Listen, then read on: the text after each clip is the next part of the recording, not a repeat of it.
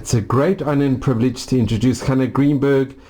Your maiden name was Kirsten Berg, and we're here in your beautiful home in Golders Green in London. And Hannah, you have the most unbelievable story about what happened during the Shoah with your family and coming to England with Rabbi Schoenfeld. We lived actually in Warsaw until they were emptying it out, and we had to go into the ghetto. Okay, but before... And I went with my father and mother. Could you tell us a little bit about your father? He used to disappear every day to go to the, to the factory, for the soap factory, because there was one soap factory in the cellars of one of the houses in Marszałkowska ulica.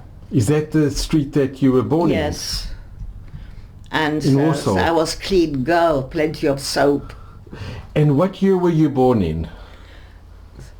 If I knew that, I'd be a much better man.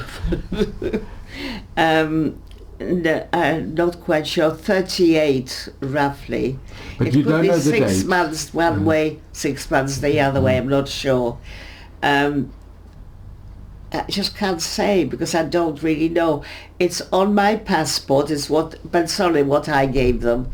Whether I lied or not, I don't know.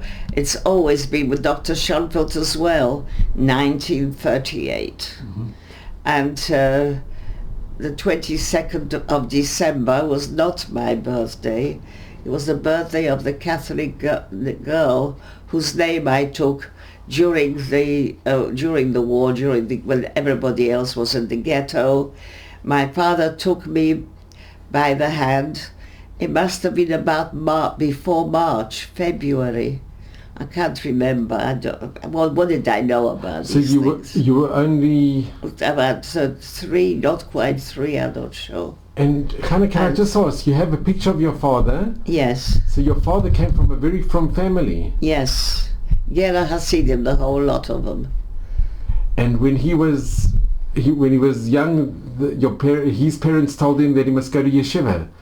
So you wouldn't yes, of course, because otherwise they'd come for him roughly when he was 14 and take him to the army. And this picture was taken when he was 14? When he was 14, when he was being told to look smart, because it would be good for a shidduch, but he already had a shidduch.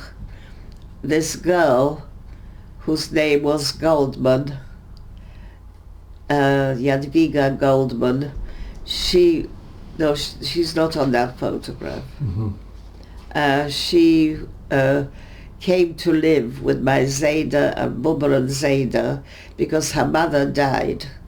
Her mother's name was Hannah. That's why I'm called Hannah. And this picture is a picture of... my Zayda. Oh, Zayda. The father of this young man.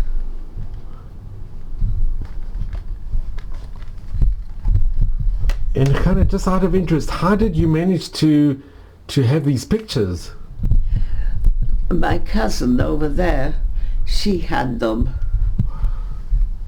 The photograph which I can't find, the small one, which is in one of my Sidurim in the dining room, I think. Her father is on that. Mm-hmm. Also a bearded man. And he wasn't told to shave his beard because he was in another town. He wasn't in Warsaw. He was born there, he was everything there, but he was in charge of a factory in Częstochowa. And that's where his daughter was born. He had 2 daughters and a son, I think, by the time I came along. And can I ask, your family, were there many generations in Warsaw? They've been there for many generations?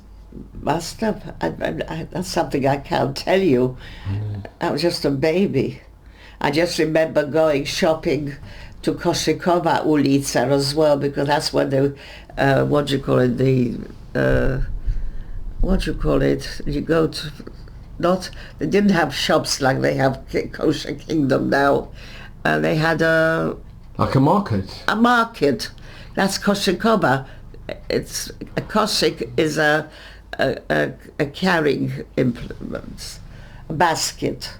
So what is the first recollections that you have, if you can remember? Yes, that? leaving Koshikova ulica with my bubba, with my nurse, and my bubba just bought a fish. And it wasn't a fish like now, you get it, it's dead. It was like a room filled with water and was all glass, and you could see different kind of fish. And my bubba was going, and eventually they caught the one she wanted. They opened it, they took it this, they just wiped it and put it in newspaper and gave it to my bubba. She put it under her arm and we went off to some other place, I can't remember And where. you remember this incident? How can I forget? She was under her arm, this fish, and she waved to me, her tail. And I waved back. So how old are you at this time? 2.5, 3, 2.5. something like that. And this is one of the first recollections. Yeah. That's a very early recollection of my bubba walking. It was before Yom Tov.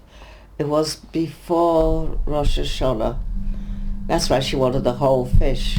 When she got back into the Marshakovska ulica, she took the fish and she put it into a tin bath. And she gave me some little crumbs so I should be able to feed her. And it's a lovely recollection. Mm-hmm. Very enjoyable. And so then I was chucked out of the room. Was when they killed the poor thing. Hey. So you didn't witness it? I didn't see it, I don't. They told me that there's nothing to do with it. Wow.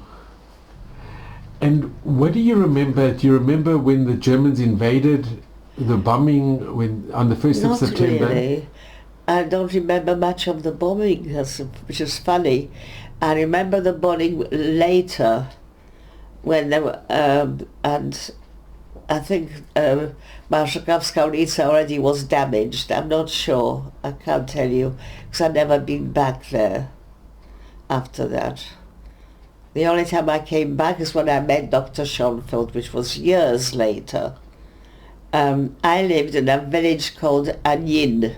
Not an onion, A-N-I-N. It's the other side of Warsaw, across the river. What's the river called?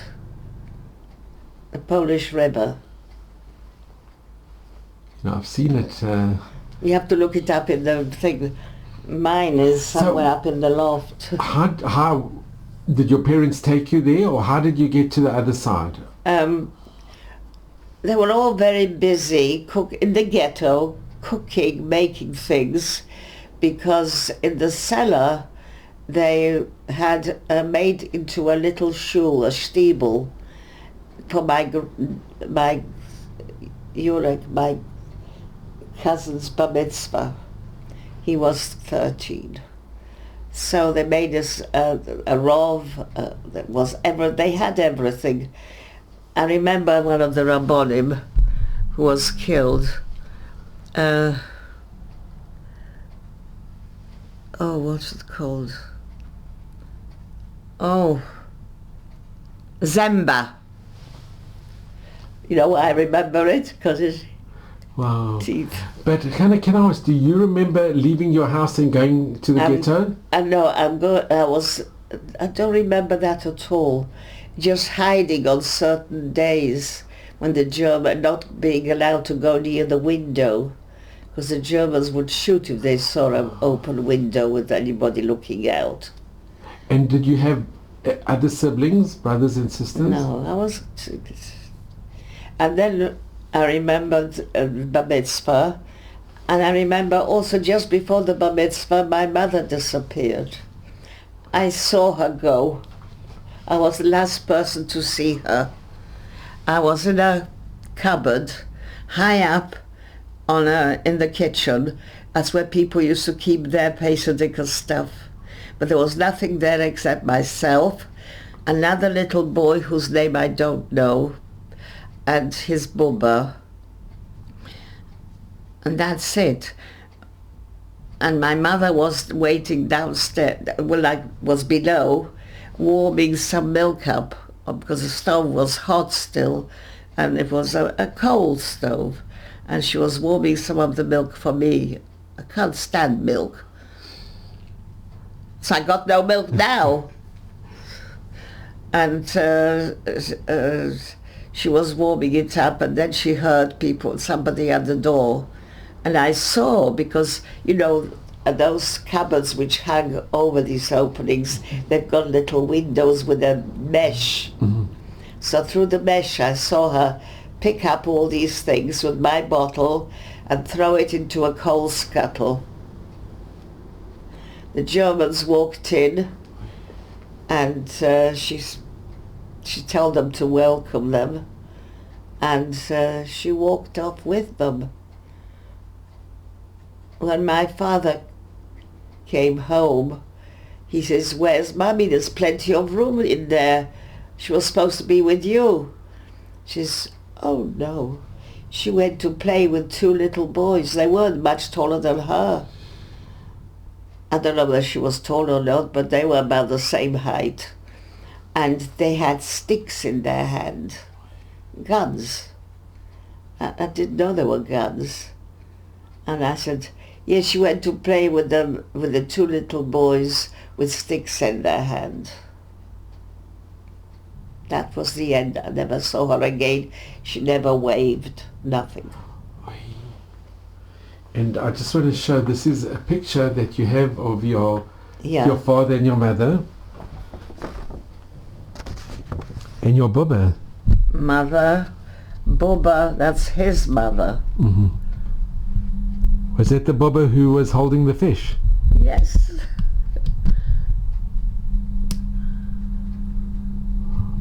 So this is basically the only picture you have of your mother? Pardon? Is this the only picture you have of your mother? Wow. The other picture's only very small. It's like they used to have in those days. Yeah, very small. It's not much bigger than this. Yeah. That's my baby. And honey, your father must have been distraught that his wife is just... He didn't make any fuss at all. He went, "Oh," he said, "that's all," something like that. Maybe he wanted to protect Yiddish, you. but he didn't say any word. Oh, yeah. But he made arrangements. I thought he was making arrangements for the bar mitzvah, for his nephew.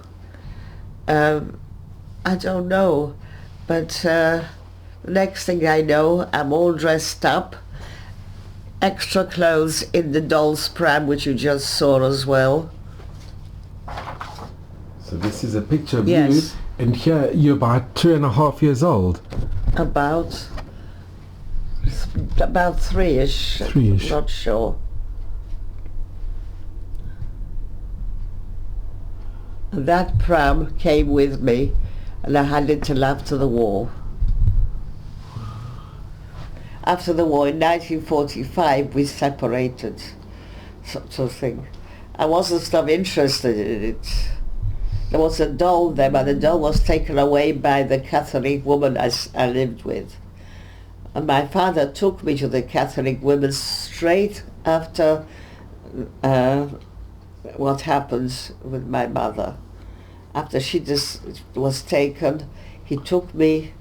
We had 2 men came with us, Git Batzalt, and they were well paid, and I don't know who they were. We walked under through a tunnel quite a way, a long way, and nothing to do with the war. I didn't know. We went my feet were hurting, and eventually we came to a place where they opened some sort of, I wouldn't call it a door, a cupboard, and through the cupboard we went into the other side, and the other side was a road which has been closed off, and there was rocks, stones, sacks, And my father put me at the top. He climbed up to the top of this, whatever it was, and there was a road on the other side as well. And he threw me to the two boys, to two men, and they caught me. I was, it wasn't shocked or anything. It was rather exciting. And you remember this clearly? Yes, I remember the feeling, this. And they put me down on the ground and wait. And then my father came, he jumped. And he jumped onto a, what do you call it? You know what the hackney carriage is?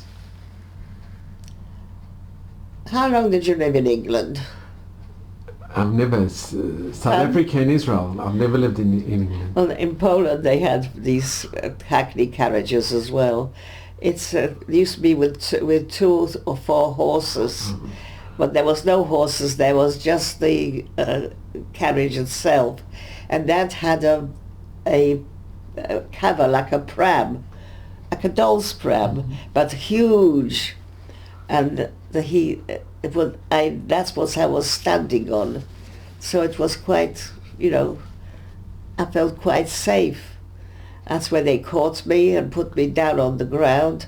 My father jumped onto that and he came down and we walked across the road. And your little carriage, I was pushing it, but no. So your father threw that over as well? Pardon? Your father threw it over the wall, the carriage? The carriage was thrown over the wall, yes, he threw it to the 2 men. And we walked to the end of the road and we, I had to go across. He had to go across, but he didn't want to go across. And I wouldn't go without him.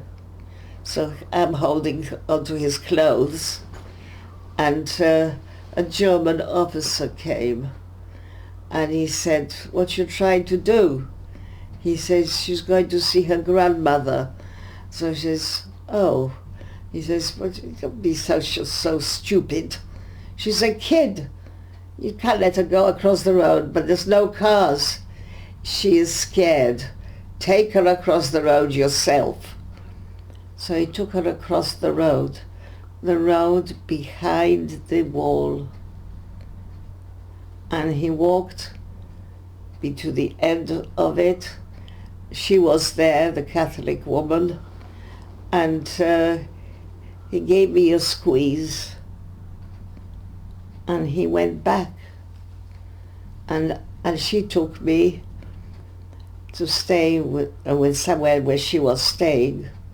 She was staying with a dressmaker, my mother's dressmaker, but she wasn't making dresses, this lady. It's a memory which comes to me every time. She was making for the Germans, not the ice cream, but the cones.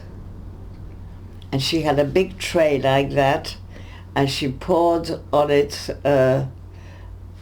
some sort of mixture, and then she put the lid down, and the lid made the cone.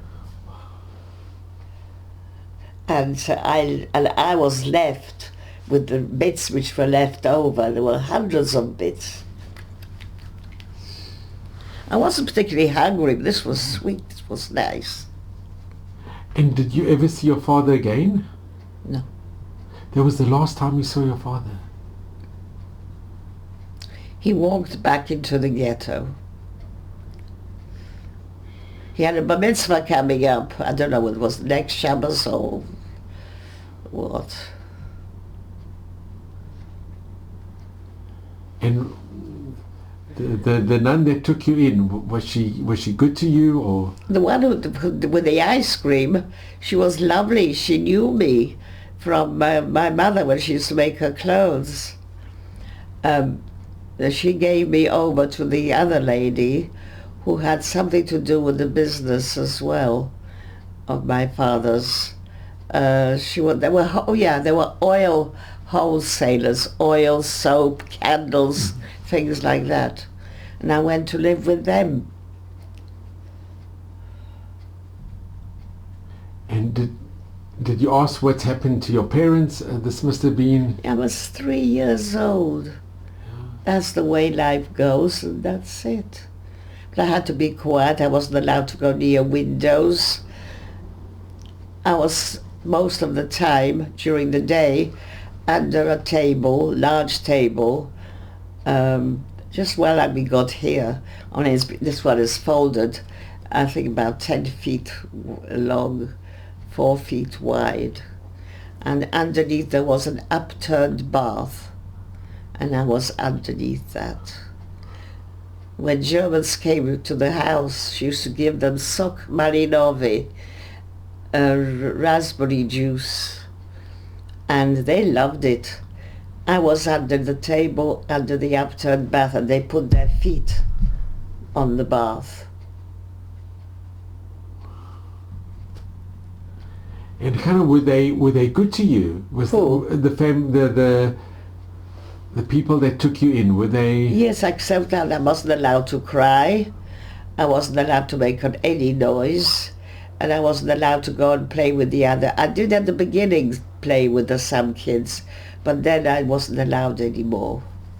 And I could only go out to get fresh air on the veranda, which was covered with greenery, and I could stay out there for 5 minutes and I was brought back. That was it. So what did you do for the whole day? What did you do during the day? Oy. I'm very good at that, you see. And did they speak to you? Did they read you stories or? No, she said I got to learn to read, and she showed me the letters. She taught me to read the letters, which is the same as English. And I eventually started reading newspapers. And Hannah, do you remember her name?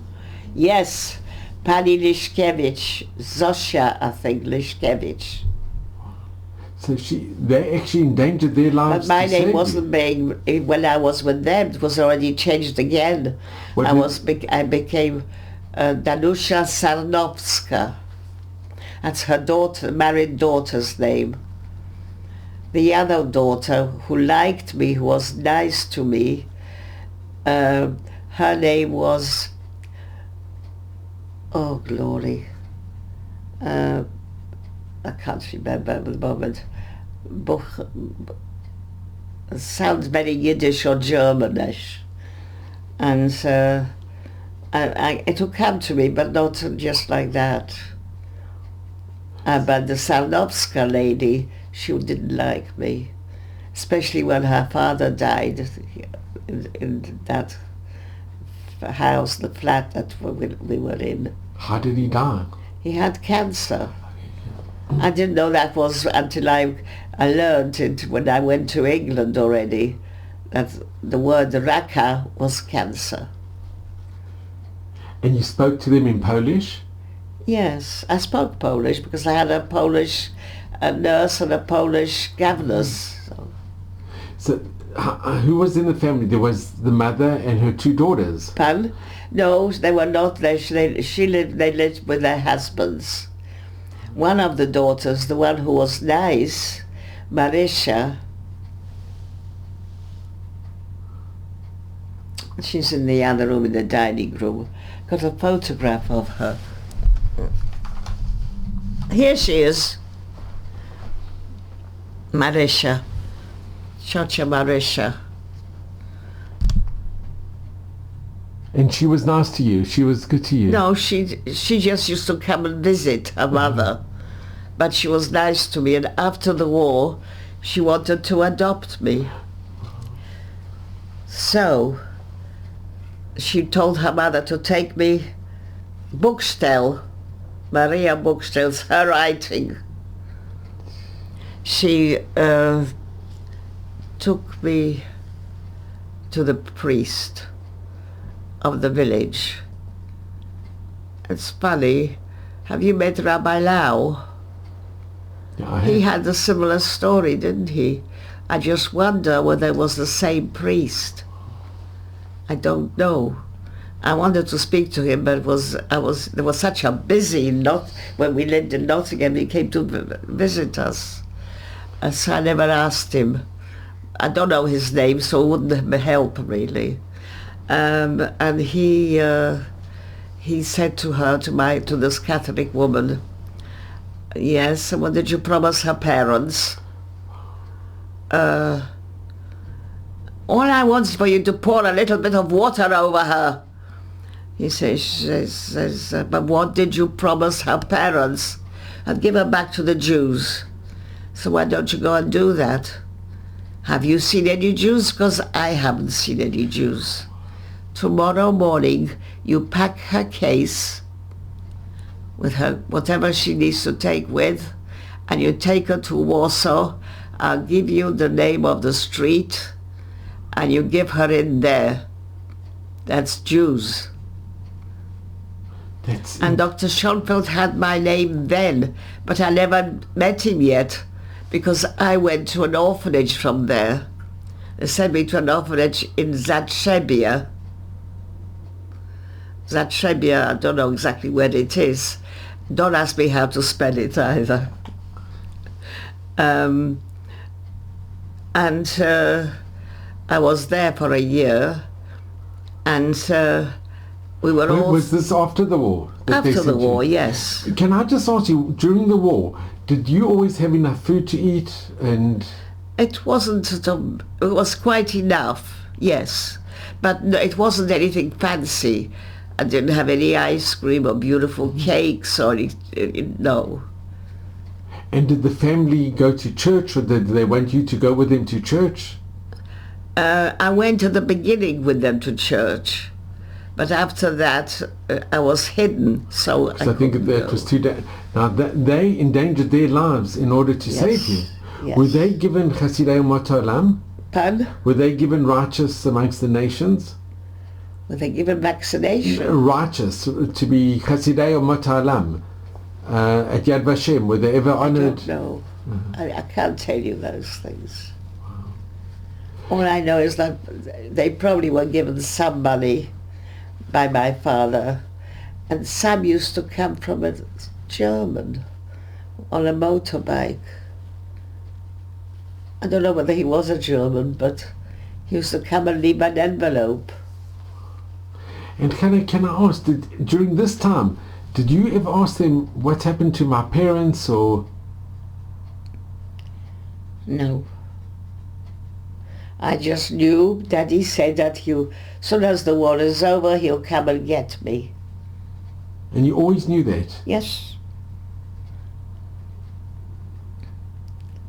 I didn't cry at night or anything. She cried, the old woman.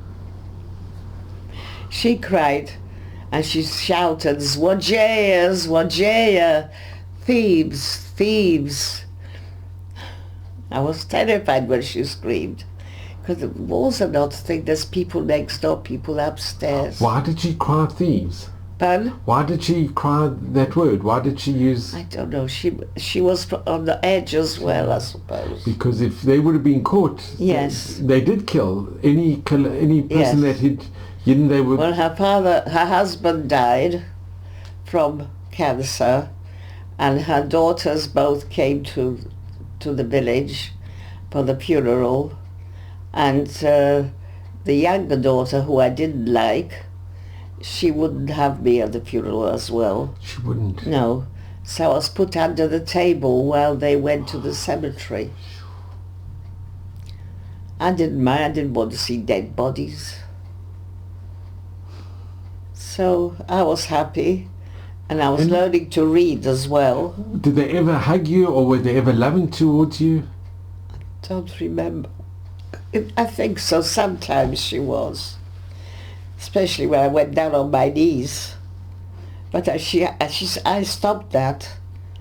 There was no one who stopped me from being Jewish or made me to go carry on being Christian, because my father puts into me All right, one line of the Shema. Okay, I knew that. Never say it aloud. Never. Only in your mind. So this was Shema Yisrael, Hashem Elokeinu Hashem Echad. So, but she wanted me to go on my knees. Unfortunately, she used to punish me by putting me into a little cupboard and hard dried peas on the floor, and I had to go on them. So, when I heard that the Russians are coming and the Germans are running, I said, I'm not going there anymore. Why did she punish you? I was naughty, I suppose. I wasn't a little angel, you know. And she'd have put me on the Christmas tree. Sure. She didn't have a Christmas tree, that comes to mind. No, she had nicer food. Were they very devout Christians? Pardon? Was she a very devout Christian lady? I went with her to church a few times at the beginning. One of the times, we were given Easter. It was soon after I arrived there. We were given pictures of Yoshki on a cross and all those sorts of things. I get a picture, also Yoshki on a cross, and the priest looks at it and he said, that's not for you, give it back to me. This is for you. Angel Gabriel with his wings round the little child. It's amazing. So the priest knew that you were Jewish? Must have. It never even entered my head until the war was over and I was thinking back of all these nice times. That was one of them. But she used to punish me still, carried on. And I wasn't allowed to cry, so I punished her. When she told me to get on my knees to say my prayers, I said, not anymore. She said, I don't say those prayers. I got a lot of big prayers when there's big books. She didn't know what I was talking about. I never went down on my knees anymore. I used to cross myself. I can even remember the words. It's just like that. Wow. And when the priest said to the daughter that you have to take her to Warsaw, she took you? She listened to the priest? She took me to... On the next morning, she packed my pram, my case, and she took me to Warsaw on a train, and so we went to somewhere, I think it's Grzybowska Street. That was the central place for the Jews to find out what happened to their families, what this, what that, what the other. And I was there, they said that you have to go to an orphanage. It's a Jewish orphanage, so I went. It was a Jewish orphanage? Yes, and she sent her granddaughter with me so I should have company. She was there with me for a couple of weeks. We shared the same bed. She was the same age as I was. And she'd only stayed for a couple of weeks. And that was it. And when you went to the Jewish orphanage, and there were other Jews that you were with, yes, but I didn't know who they were. Some of them spoke Yiddish, so I understood what they said. Because I spoke Yiddish, it was my first language. Polish was my second language. English never came into it. But were you happy to be in the orphanage amongst other Jews and not being punished? They used to have artists coming, dramatic type, and I liked that. They used to dance, and I had been to hospital, I'd been ill, and I couldn't walk. There's a girl in Eretz Yisrael somewhere, I can't remember what her name is now. It was Judita. And so she used to, supposed to look after me and push the wheelchair. She never did it when I wanted her to go to the toilet or anything. So... Because kind of being in hiding, you never got much sunlight, so your vitamin D, you were lacking. I'm sure you were lacking many. That's why probably I was in hospital. I don't know what was wrong with me. All I knew is that after the war I couldn't walk. And I got problems even now with my legs.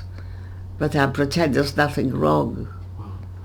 And I'm an actress. And in the orphanage, were the people, the ladies in charge? They were nice. They were very nice, yes. Were they all Yiddishers?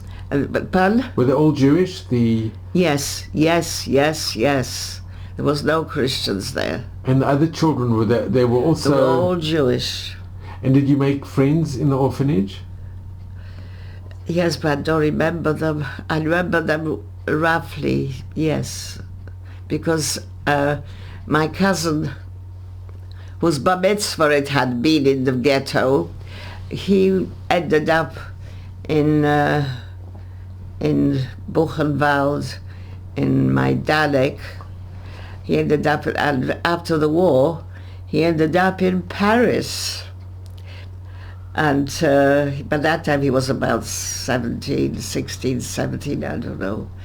But he wrote me a letter, which I treasured, because I was his toy when we were together. And he said he's going to send someone to take me out of the orphanage.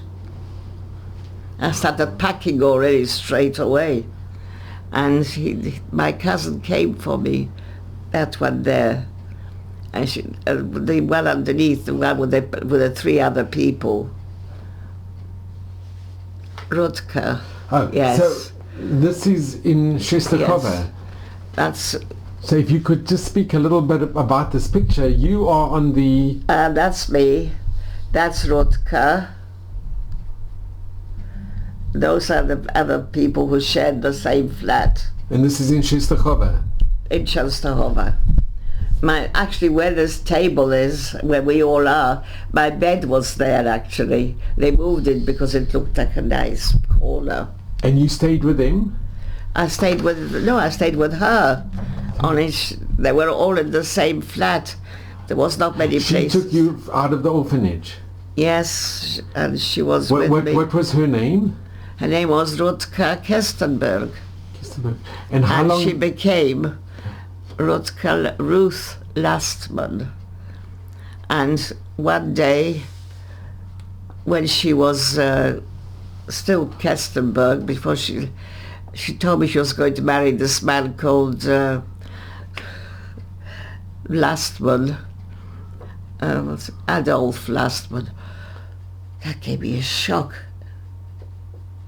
Do you know, he is the last man I would marry.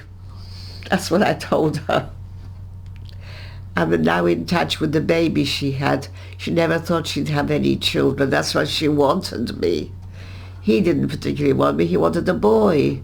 I came, I had to be there. But I didn't get on with him. And now, the last year, I've been in contact with the baby. How old's the baby? 65.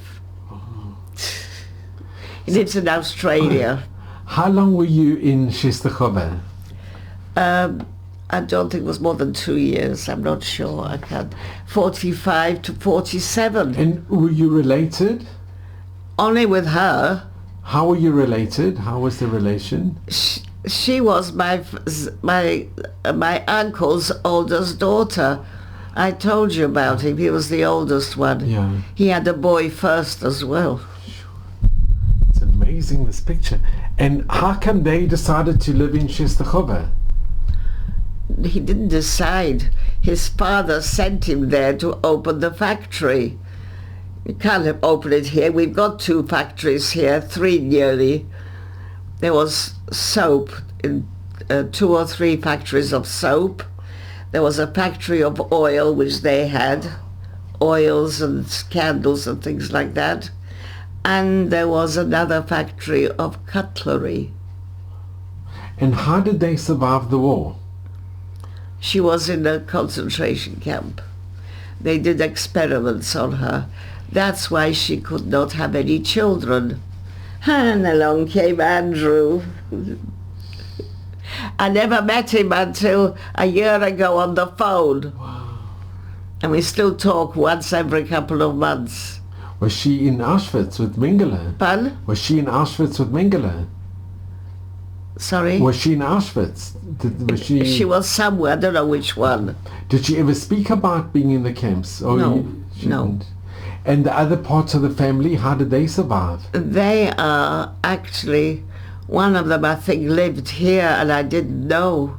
I used to find her face was something about her that I knew.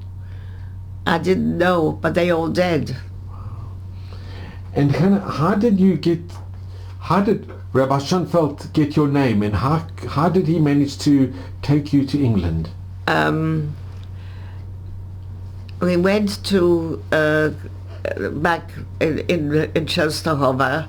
We went to find out of various things, with any papers left or anything, and we went to the Jewish organization in whatever road it was, Grzybowska, and he said that he would take me.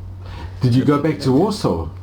Yes, no, to Zatrzebie, because my cousin said that would be good for me to go to England. I go to the music school, I become a famous opera singer. And how come you never got on? I'm so sorry. Hannah, how come you never got on with her husband? I don't know. He wasn't my type, that's why. Was he a little bit nasty? He was good looking, but very blondish. He lost a wife, he lost a child, okay. two Also in the boys he war. lost. And was he in one of the camps as well? Was he a survivor? Yes, So but she never met him in the camps. She met him after he went back to Częstochowa because he was brought up there to see if there's any Jews there, anybody he knew. Well, he knew the Kestenberg family. So he found her, and 1, 2, 3, they were married. Wow. I wasn't even a bridesmaid because I was already in England. And when they say that it's good for you to go to England, had you ever heard of England, or? Of course I heard about it. When I was told that we'll be going to England, I spoke to my cousin Ruth about it. She said, Oxford, Cambridge, Harvard. I didn't know Harvard was in America. Oh. She says, most important is there's music schools there, famous music schools. It'd be good for you. And I never went to a music, except for exams. And kind of by this time, did you know that your parents? I knew they were not alive anymore. What age were you when you knew that they weren't alive anymore? When Mashiach will come, they'll come back. That's all. But how old were you when you realized that they weren't alive anymore? 7, 6, 7. And When I heard what happened to Ruth in the camp, that's when I realized that my parents were not coming back.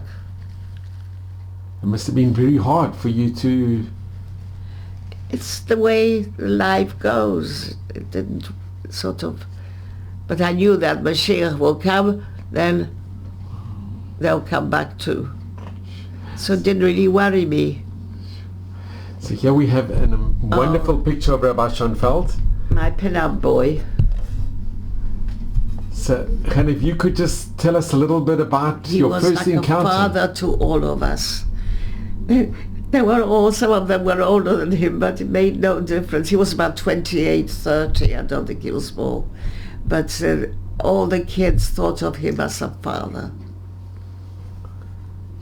Alex as well. Yeah, I know very well. And then this is the picture. I got pictures of Alex with my husband. Is this the picture before you left or when you arrived in... That's when I arrived in what's supposed to be England. And you believe that? You believe anything. It was Leith. Where do you think my husband was the Rov of? Scotland. Wow. And this is coming off in the... Glasgow, pardon? That is arriving in Leith. And if you can point out, you are over here. That's Yeah. what I think. And Alex is on your right. And that's him there. And then here's another picture. So this is when you arrived. That's when we arrived in Leith. That's me.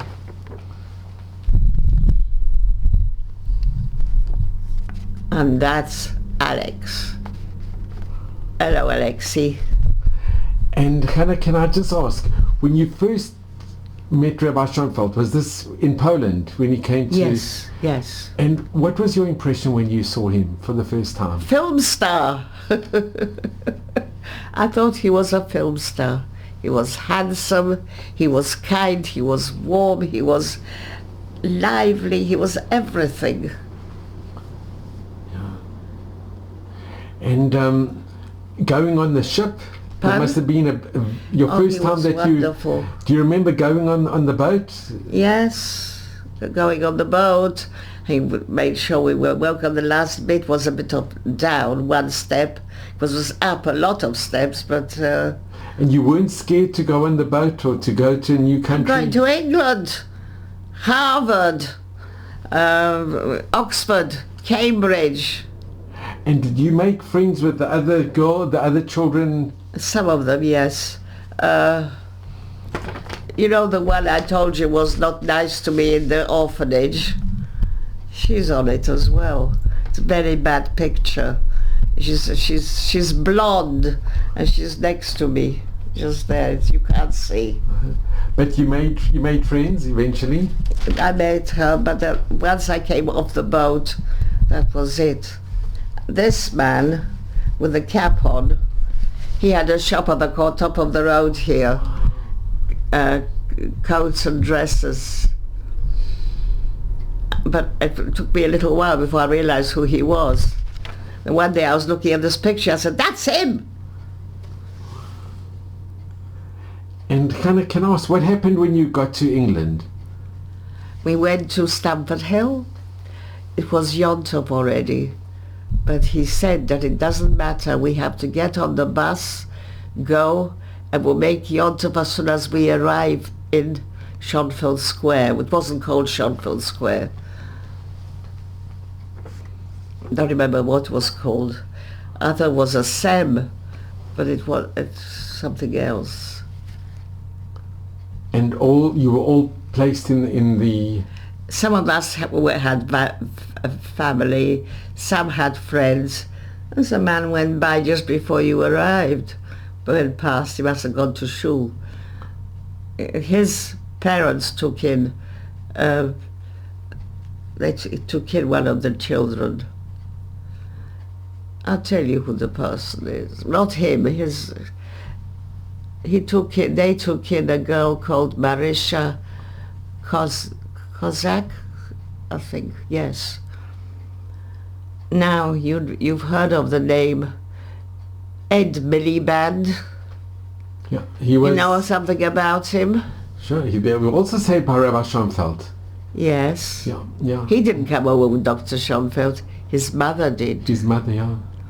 And they also lived in Częstochowa. And I was friendly with his younger sister. She lives in America, in,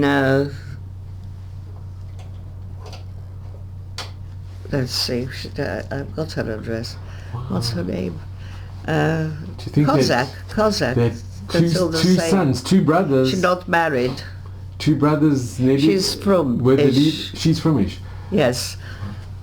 I asked her, we met up, and she said, let's go to a restaurant, please. I said, what's the hechsher?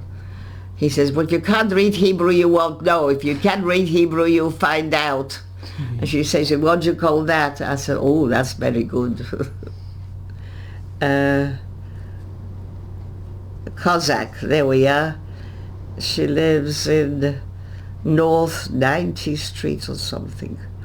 Apartment 2B, New York 10024. And you're in touch with her? Sometime. When I'm in America, yes. And how long did you stay in I think you put The refugees, the children, he put them in a school that he had. I was refugee for 1 week. For 1 week. He found a family for me which took me to Nottingham. And what was the name of the family? Königsberg. And were they good to you? Were they? He wanted a child. His wife was already past middle age, must have been the end of 40s or something. And I don't know, I did not get on with her. He was not bad, but she used to make me do the vacuum cleaning. Right. And I couldn't carry the vacuum cleaner, it was too heavy. And I complained to him. She said, my wife's tried to make you into a good housewife. So I said, well, make her into a good housewife first. And I got on with him, but also not too much, because you take her side almost all the time. But when he knew that I wasn't happy, he took me back to Dr. Schoenfeld.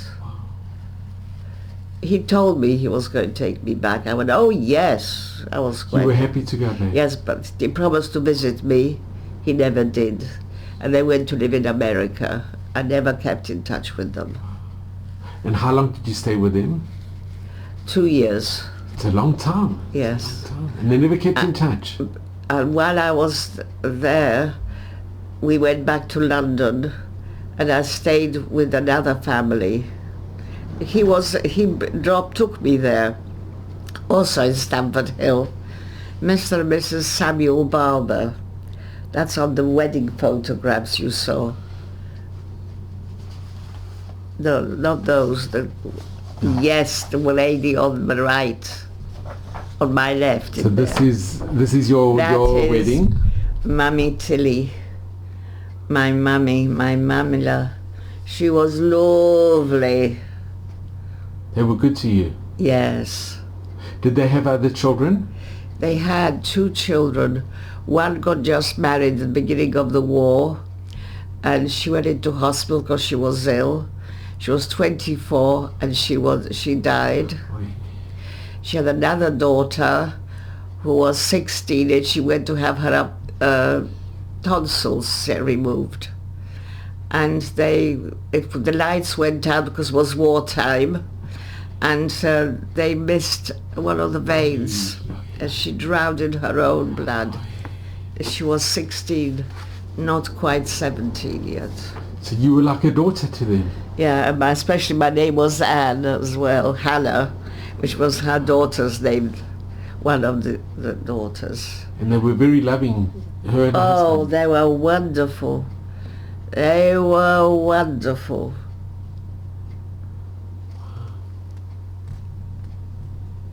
It's very Every special. day of my life, I missed them very much. And my father as well. And This is my father's yarmulke, which he pinched the skin. Do you know he wears it to this very day? He wears it on Purim. gee. And this is on your wedding day with your husband? Yes. And your husband, was he born in England? Would you call Liverpool England? But he was brought up here in England. He was brought up there. In school he fought with some goyim, and one of them cut his hand and blood came. He became famous one day. His name was John. That's what I'm telling you. And they were very famous, these 4 boys, and they were called the Beatles. Really? And who was their presenter? Their presenter was a man called Brian Epstein. That's right, Yiddish, that's right. When I got married, he wanted to meet me, so he said that when I arrive, he'll be in shul, when I heard the name Brian Epstein, but I didn't expect him to look like a normal Jew. Not Hasidish or anything, nicely dressed. He was in shul. And we met, we talked for about 10 minutes or so. And that was Brian Epstein. And the person was Paul McCartney. Pardon? Paul McCartney from the Beatles. Wow.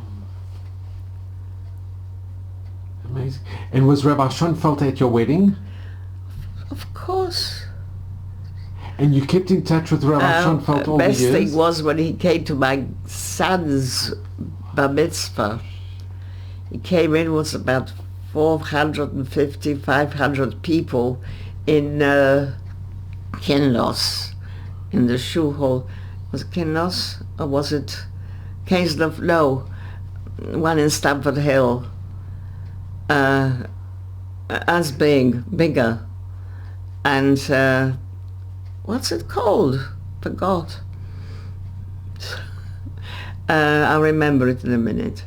And he came and he said, what's going on? It was here, the bar mitzvah. My wedding was in Stamford Hill. This was here in Kinloss. He came in and he said, and where is the bar mitzvah? The boy, I said, he's coming towards you. He says, where's the meal going to be?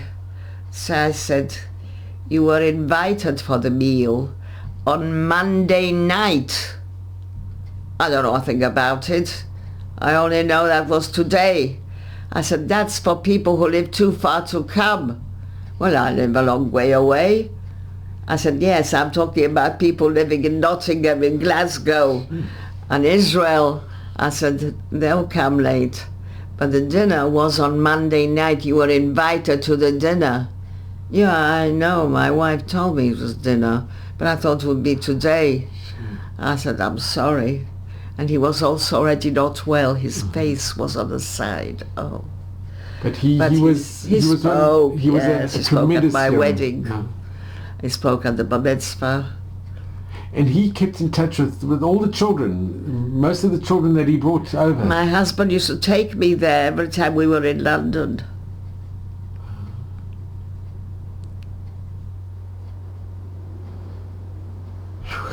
What an amazing story. Your life story is just unbelievable. Wow. And Hannah, can I just ask you, having gone through what you went through, and you really went through unbelievable, it's very hard to even comprehend what you've been through. As the Germans. Did you always keep your emunah? I didn't know it was emunah. I didn't know. I just knew that it was, that when Mashiach will come, everything will be fine. And I believed that. My father told me that, and I believed it. And when I got my second parents, no. So they've got a different body.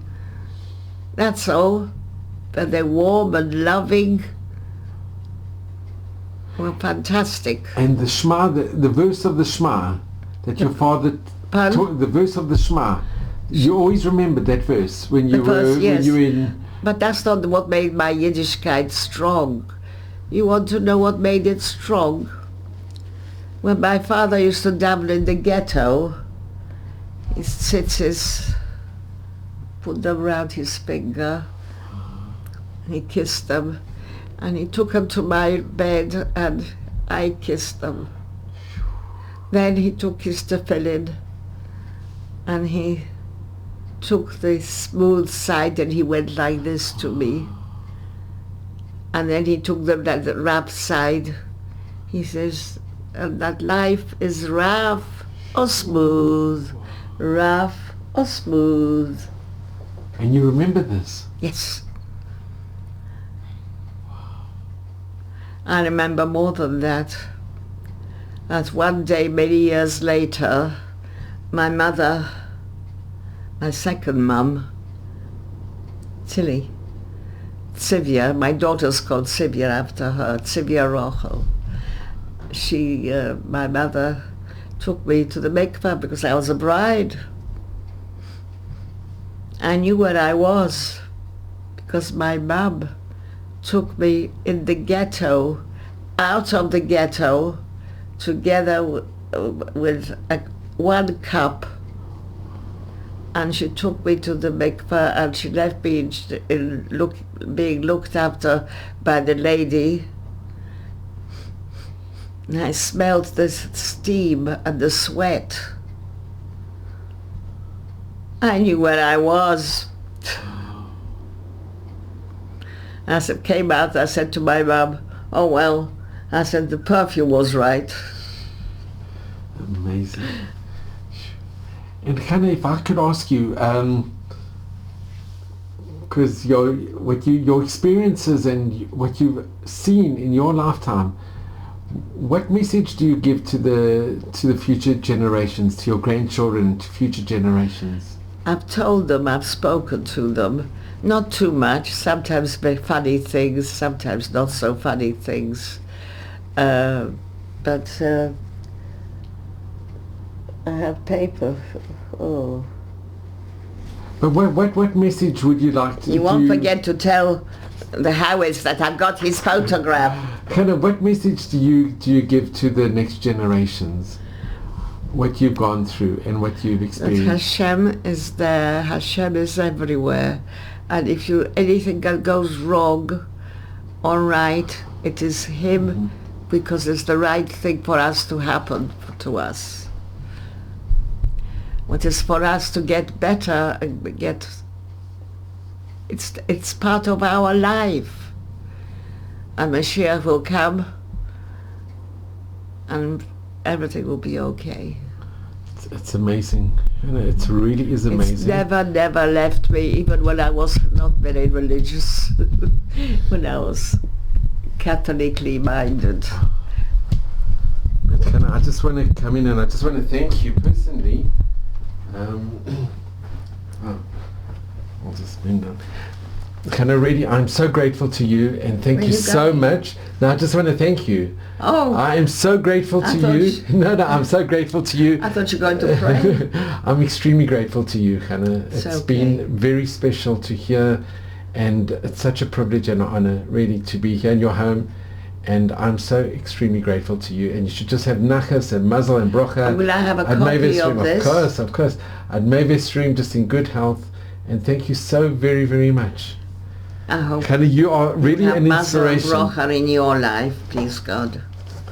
Wow. And a refuah with your leg. Hannah, I was supposed to see you before the corona. 2 weeks ago, 3 weeks ago. No, it was before the corona. And I'm so glad. Was it before the corona? Yes, I phoned you. And I'm not quite sure when the corona started, because mine started 2 years ago and I never got it. Baruch Hashem. Baruch Hashem. Hannah, thank you so very much. Because I didn't call it corona, I call it COVID-19. And you're amazing. You've got such a lovely sense of humor and such a wonderful way about, and really you are inspiration to all of us. I really, speak to my son every Friday. He wants some brocha, so I must put in my hands on his head, but I'm on a computer. So he says, but don't put it through the computer, you'll break it. So I put it on top of the computer. Well, you should just have mazel and bracha. And thank you so much.